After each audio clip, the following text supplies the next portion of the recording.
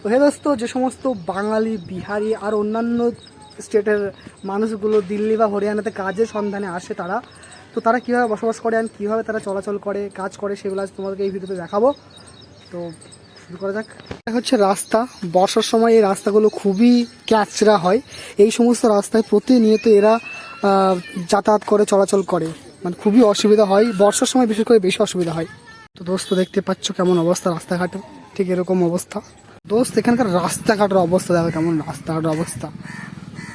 তো এখন বাজে একটা, আর দিল্লি বা হরিয়ানাতে গরম একটু বেশি দেখতে পাচ্ছ। মানে ঘেমে গেছি, মনে হচ্ছে 42 ডিগ্রি তাপমাত্রা, কিন্তু এখানে তাপমাত্রা হচ্ছে 32 ডিগ্রি।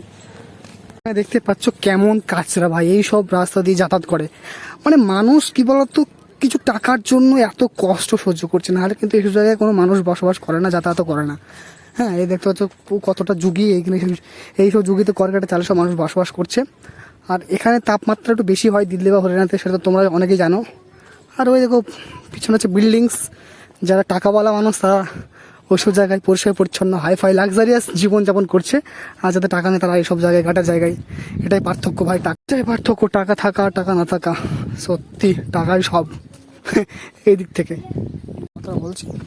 ঠিক আছে, তো এইটা হচ্ছে যুগি, দেখতে পাচ্ছ এরকমভাবে সব দুই পাশে যুগি মানে ঘর থাকে।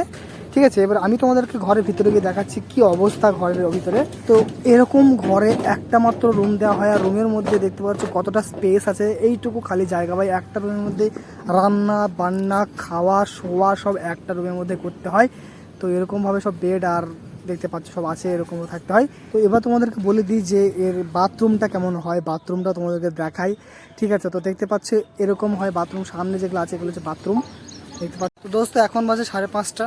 তো হরিয়ানা বা দিল্লিতে সন্ধ্যা একটু লেটে হয়, আমাদের পশ্চিমবঙ্গে সন্ধ্যা হয় 6:30 বা 6:45, কিন্তু এখানে সন্ধ্যা হয় 7:30 বা 7:45 এইসব টাইমে। তো এখন আছে একটা পার্ক, যেটা নাম হচ্ছে দেবিলাল পার্ক। আর এই পার্কটা একটু, এই আশেপাশের মধ্যে এই পার্কটা একটু পরিষ্কার পরিচ্ছন্ন জায়গা, বাকি সব বা কিন্তু ক্যাচরা।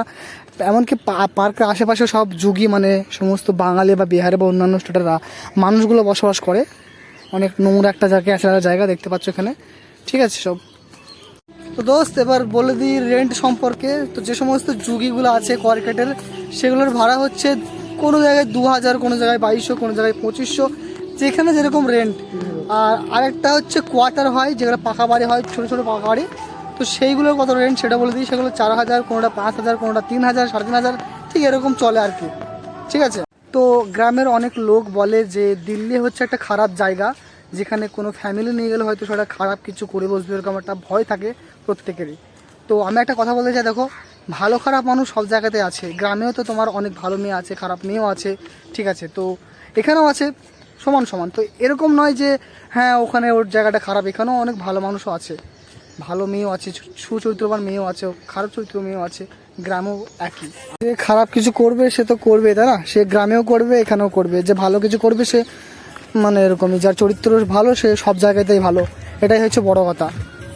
তো দোস্ত বলে দিই কাজ সম্পর্কে।